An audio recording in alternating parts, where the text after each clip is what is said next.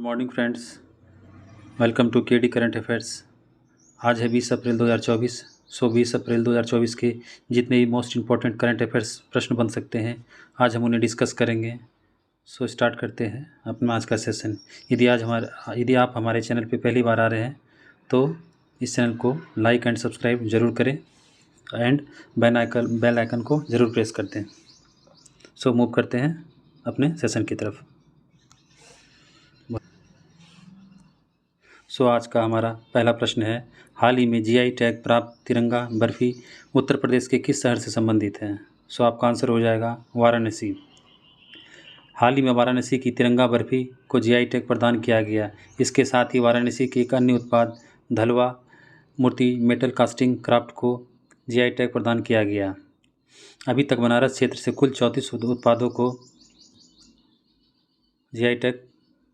उत्पादों को उत्तर प्रदेश के 75 उत्पादों को जीआई टैग प्रदान किया जा चुका है। तमिलनाडु के 58 जीआई उत्पादों के साथ दूसरे स्थान पर है। मूव करते हैं अपने अगले प्रश्न पर। हाल ही में समाचारों में देखा गया लीफ लीटर फ्रॉग मुख्य रूप से किस जंगल में पाया जाता है? आपका आंसर हो जाएगा ब्राज़ीलियाई अटलांटिक वर्षावन। वैज्ञानिकों ने हाल ही में पता लगाया है कि लीफ लीटर मेढक शिकारियों से बचाव के लिए अल्ट्रासोनिक ध्वनियाँ उत्सर्जित करते हैं। ये उच्च आवृत्ति चीखें मनुष्यों के लिए अवसर भी है। वन समुदाय में सबसे प्रचुर मेढक प्रजातियों के लिए जीवित रहने की रणनीति है। ब्राज़ीलियाई अटलांटिक वर्षावन में पाए जाने वाले वे पत्तों के कूड़े और कम वनस्पति में निवास करते हैं। उन्हें IUCN द्वारा कम से कम चिंता के रूप में लिस्ट किया गया है। हमारा अगला प्रश्न है, हाल ही में खबरों में रहा सलास वाई गोमेज क्या है? आपका आंसर हो जाएगा दक्षिण पूर्वी प्रशांत महासागर में समुद्री पर्वतमाला।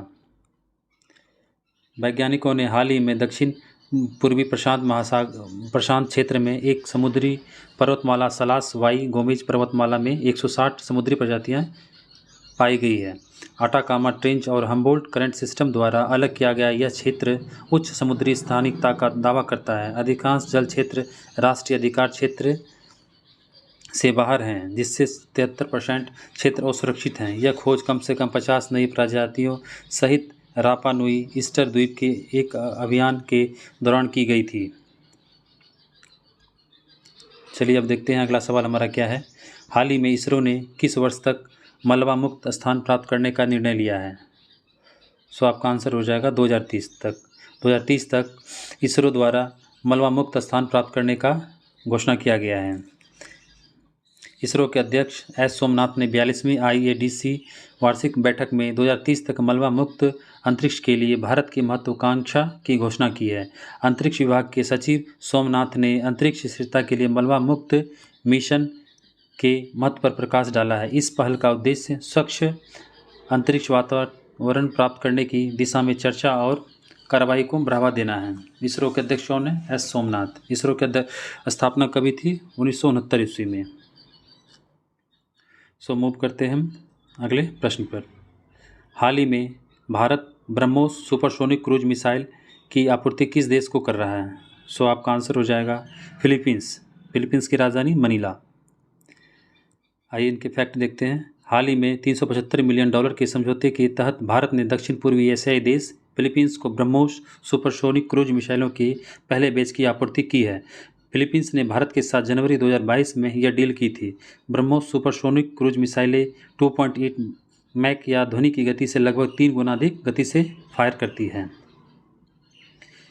ये ब्रह्मोस मिसाइल रूस और भारत के द्वारा विकसित किया गया है। मूव करते हैं अगले प्रश्न की ओर। स्काई ट्रैक्स अवार्ड 2024 में बेस्ट एयरपोर्ट का अवार्ड किसे मिला है? आपका आंसर हो जाएगा हमाद अंतर्राष्ट्रीय हवाई अड्डा। दोहा के हमाद अंतर्राष्ट्रीय हवाई अड्डा sky tracks world airports award 2024 में बेस्ट एयरपोर्ट का अवार्ड अपने नाम किया है। हमाद एयरपोर्ट ने 12वीं बार के चैंपियन सिंगापुर चांगी हवाई अड्डे को पछाड़ कर यह अवार्ड अपने नाम किया है। साथ ही लगातार दूसरी बार खरीदारी के लिए सबसे बेस्ट एयरपोर्ट का अवार्ड भी जीता है। भारत का Delhi airport best airport list में 36वें नंबर पर रहा। GAMR Hyderabad international airport limited को स्काईट्रैक्स द्वारा भारत और दक्षिण एशिया में सर्वश्रेष्ठ एयरपोर्ट स्टाफ 2024 पुरस्कार से भी सम्मानित किया गया है। हमारा अगला प्रश्न है, भारतीय सेना के अगले प्रमुख के रूप में किसे नियुक्त किया गया है?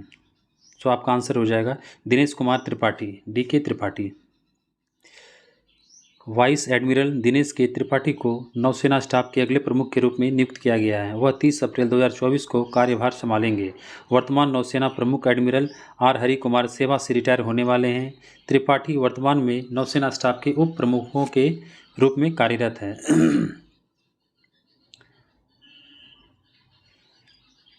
सो मूव करते हैं अगले प्रश्न की ओर।